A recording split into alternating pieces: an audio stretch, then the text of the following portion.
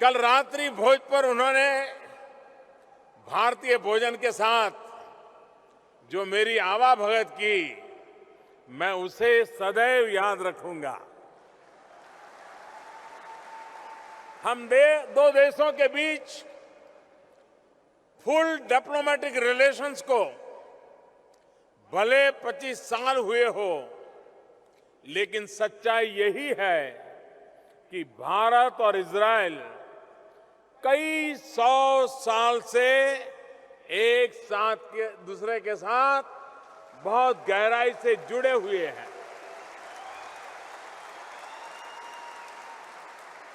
मुझे बताया गया है कि महान भारतीय सूफी संत बाबा फरीद ने 13वीं शताब्दी में जेरूसलम में रहकर एक गुफा में लंबी साधना की थी।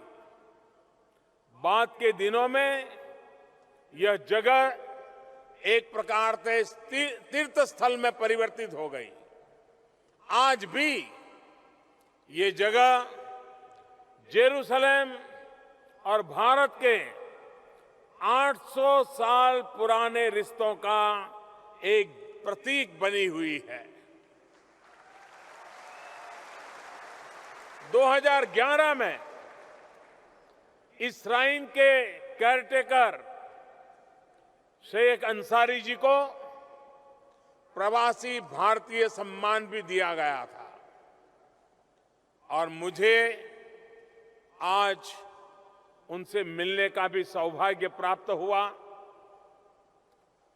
भारत इजरायल का ये साथ परंपराओं का है, ये साथ संस्कृति का है और ये साथ एक दूसरे पर भरोसा और मित्रता का भी है।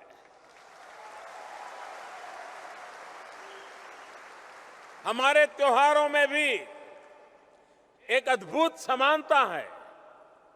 भारत में होली मनती है तो यहां परिम मनाया जाता है। भारत में दिवाली मनाते हैं तो यहां हनुका मनाया जाता है।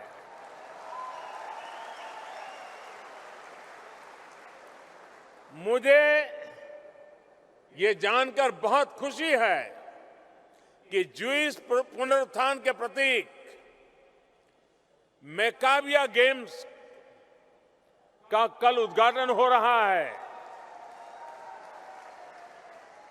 और मैं इजराइल के लोगों को इस खेल के लिए बधाई देता हूं और मुझे खुशी है कि भारत ने भी इस ज्यूइश ओलंपिक खेल के लिए अपनी टीम भेजी है और भारतीय टीम के खिलाड़ी भी इस अवसर पर यहां मौजूद है। मेरी उन सबको बहुत बहुत शुभकामनाएं हैं। इजराइल की ये वीर भूमि कई वीर सपूतों तथा उनके बलिदान से सिंचित हुई है। यहां इस कार्यक्रम में मौजूद कई ऐसे परिवार होंगे जिनके पास इस संघर्ष की, बलिदान की अपनी अपनी गाथाएं होगी। मैं इजराइल की शौर्यता को प्रणाम करता हूं। उनका ये शौर्य इजराइल के विकास का आधार रहा है। किसी भी देश का विकास, उसका आकार साइज नहीं, उसके नागरिकों का स्पिरिट, खुद पर भरोसा तय करता है।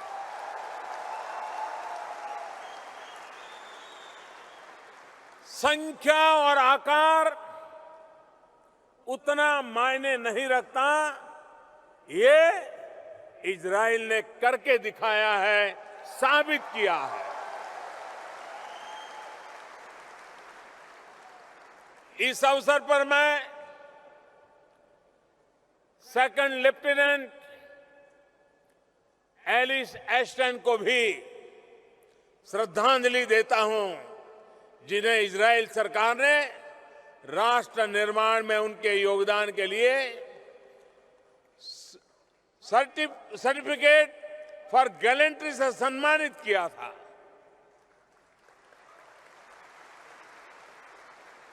एलिस एस्टन को द इंडियन के नाम से भी जाना जाता है। ब्रिटिश काल के दौरान उन्होंने मराठा लाइट इन्फेंट्री में काम किया था। प्रथम विश्व युद्ध के दौरान इजराइल शहर हाइफा को आजाद कराने में भी भारतीय सैनिकों की अहम भूमिका रही थी। और ये मेरा सौभाग्य है कि मैं कल उन वीर शहीदों को श्रद्धांजलि देने के लिए हाइफा जा रहा हूं।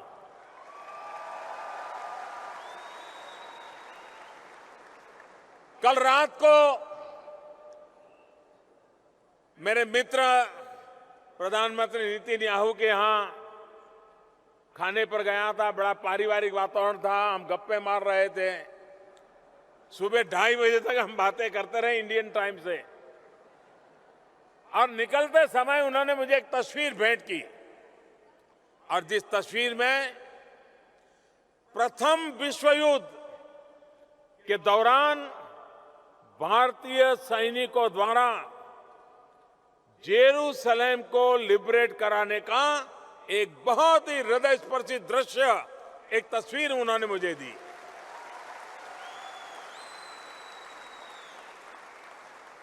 साथियों, वीरता की इस कड़ी में भी मैं भारतीय सेना के लेफ्टिनेंट जेफेआर जैकब का भी विशेष तौर पर जिक्र करना चाहता हूं।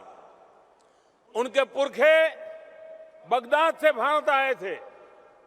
1971 में जब बांग्लादेश उस समय के पाकिस्तान से अपनी स्वतंत्रता के लिए संघर्ष कर रहा था, तो लेफ्टिनेंट जनरल जैकब ने ही भारत की रणनीति तय करने और पाकिस्तान के 90,000 सैनिकों को समर्पण कराने का अहम भूमिका निभाई।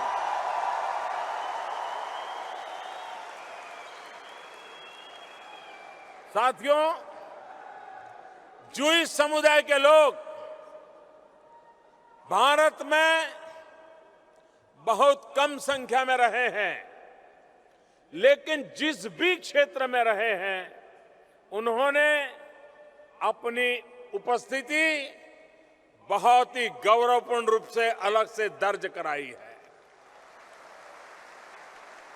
सिर्फ सेना ही नहीं, बल्कि साहित्य, संस्कृति, फिल्म, जूइश समुदाय के लोग अपनी मेहनत के दम पर, अपनी इच्छा शक्ति के दम पर आगे बढ़े हैं और एक मुकाम उन्होंने हासिल किया है। मैं देख रहा हूं कि आज के इस भव्य कार्यक्रम में